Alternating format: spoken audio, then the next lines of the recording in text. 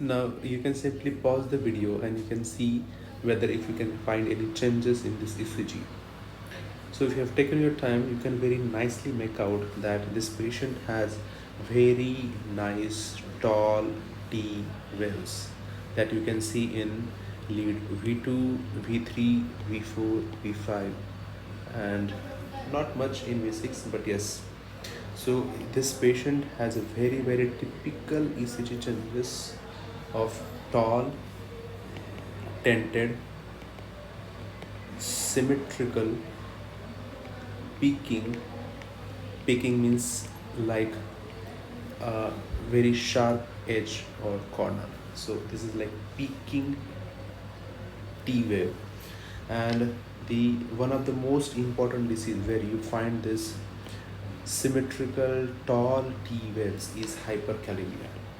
So this patient had a potassium of around 6.7.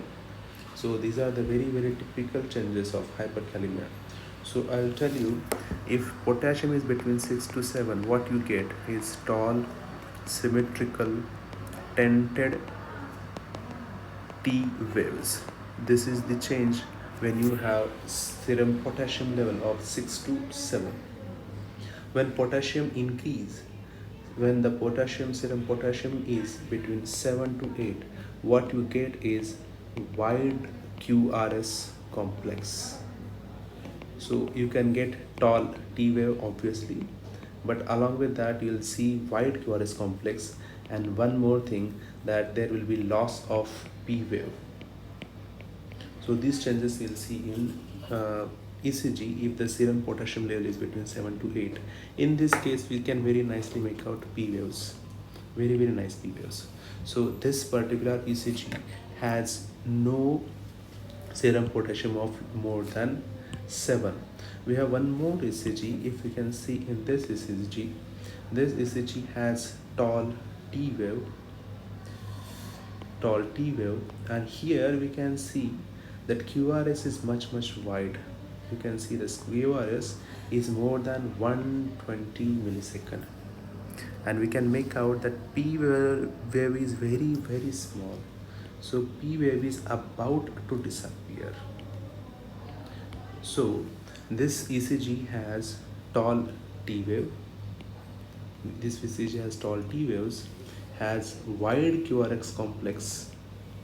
It is more than 120 milliseconds, and P wave they are on the verge of disappearance.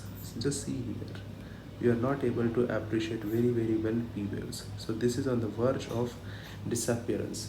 So this ECG, this patient had a potassium level of 7.6 milliequivalent.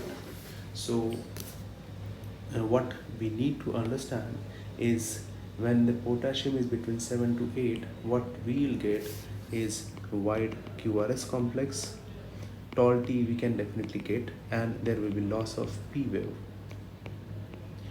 Now beyond this, when the serum potassium level rises, when it is more than 9, patient can anytime have VT, ventricular tachycardia, ventricular fibrillation, or cardiac asystole. Cardiac asystole means heart will simply stop and heart will not pump at all. And whenever it is more than 8 to 10, patient will have a sine wave pattern, or patient can have sine wave pattern. Sine wave pattern means you will simply not see this P wave, QRS wave, T wave. No, you will simply see this. This is called sine wave pattern.